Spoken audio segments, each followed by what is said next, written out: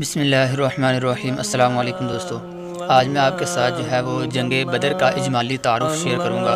اور اسی کے تحت وہ 18 پوائنٹس میں نے نوٹ کیے ہیں۔ اس میں سے پہلے نمبر پر وہ غزوہ بدر کا آغاز کب ہوا، دوسرے نمبر پر مقام بدر کی طرف روانگی کب ہوئی، تیسرے نمبر پر مد مقابل کون تھے، چوتھے نمبر پر رمضان المبارک کی کس تاریخ کو غزوہ بدر ہوا،